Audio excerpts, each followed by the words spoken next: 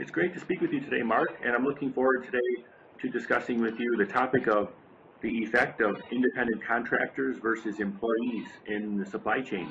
Can you start by providing a brief background of yourself? Sure. I'm 48 years old and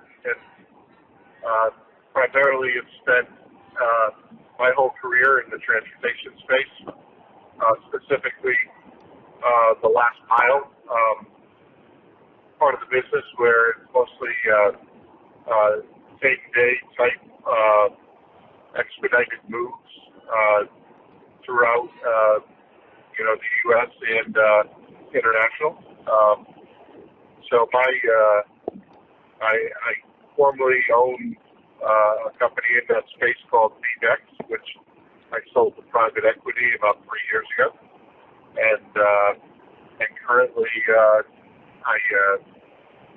I consult with companies that have issues, some around the transportation space, but more so one in their business practice needs a bit of attention to make them more profitable and more effective in delivering their product. So, today I suggested that we talk about the independent contractor versus employee status. That is probably one of the more accepted models in the transportation space in the U.S.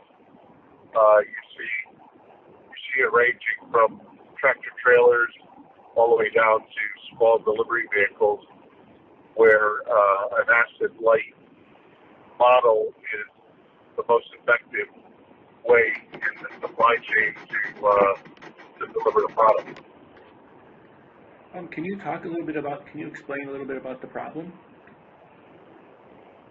Sure. This isn't a new problem. This is, I guess the best way to put it is there's lack of distinct clarity by the government and states, more particularly, in the way they view who is an independent contractor versus who should be an employee. And, that status has primarily two different tests that people use. The IRS uses a 20 item test to determine if you're a contractor or not an employee. The states, some of them use that same 20 test, and some of the other states use what they call the ABC test. And so there's no uniform manner to determine the status of a contractor or an employee. It's very vague and it's not clear for companies that want to use one or the other, which would be viewed by depending on what that regulatory body would be coming to audit your operation. If it was a workman's comp, say, division that wanted to collect workman's comp insurance, they might view it one way, where unemployment,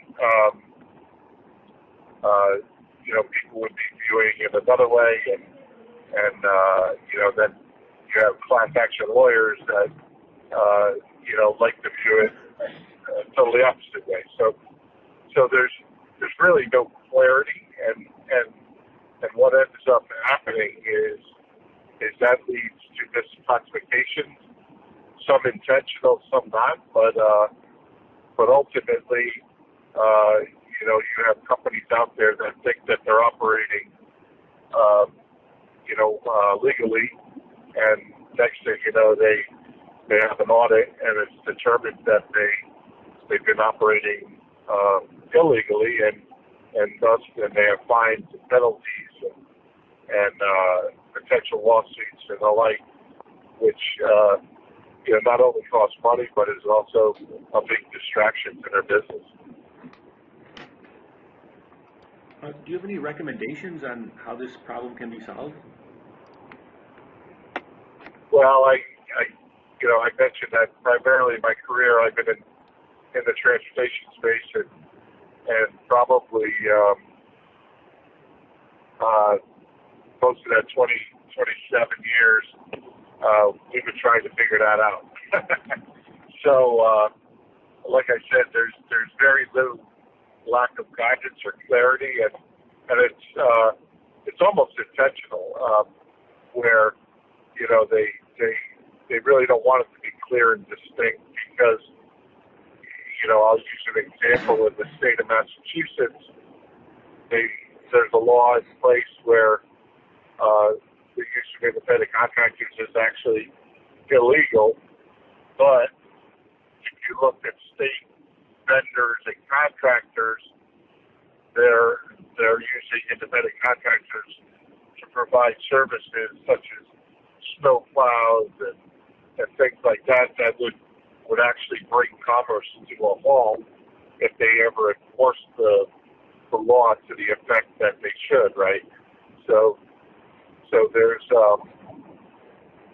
that lack of clarity is something that we've been trying with lobbying efforts and lawsuits and things of that manner. In Massachusetts, we actually our association sued the state of Massachusetts that the law was unconstitutional and it prohibited interstate commerce, and we actually have got a favorable appeal on the law, and now it's going to go to the Supreme Court to get decided.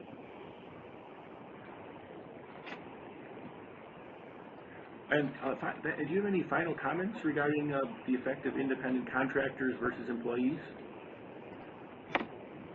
Well, ultimately, if you look at the supply chain, you're probably asking yourself, well, why is that so-called bad, right? So,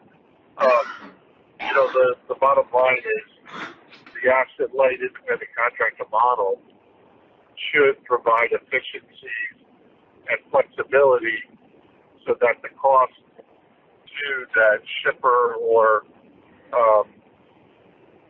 person that's the product needs to part of the supply chain is transportation, obviously, and if that cost was say $5 in an efficient asset-light model, and if the state and the federal government have their way and unions and the like, then that cost would increase to say $7. Well, then the ultimate consumer now that's buying that product is now paying a higher price for the mere reason that they're prohibiting the use of the independent contractor, which is the better model. So really the effect of that non-clarity or the way it is today, will ultimately increase prices to consumers, and if you look at our economy and the dollars driven through the transportation space, that could be a staggering hit. And thanks, Mark, for sharing today. Great.